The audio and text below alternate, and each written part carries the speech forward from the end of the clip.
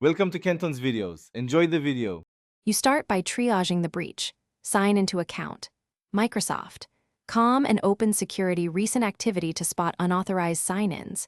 If you still have access, revoke sessions, change your password, and remove unknown devices. If you can't sign in, gather every recovery detail now: alternate email, phone, authenticator app, device names, and approximate date of last successful sign-in. While collecting info, secure the computer you'll use, update its OS, run malware scans, and avoid public Wi-Fi unless you use a trusted VPN. Once done with triage, attempt the built-in recovery flows. Click Forgot My Password and follow the prompts, choosing the right recovery method. If reset fails, fill the Microsoft account recovery form thoroughly. Supply past passwords, precise creation dates, commonly used subjects in emails, and recent purchase receipts or Skype contacts to prove ownership.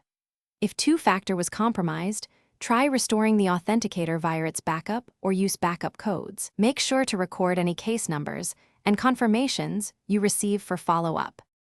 You finish by locking down the account.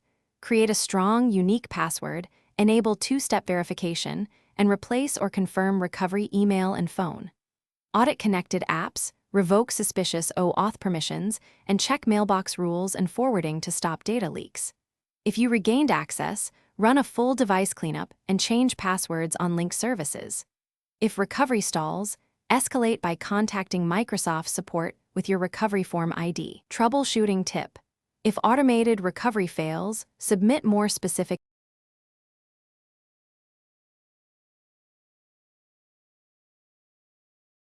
Thanks for watching. Consider subscribing if we helped you.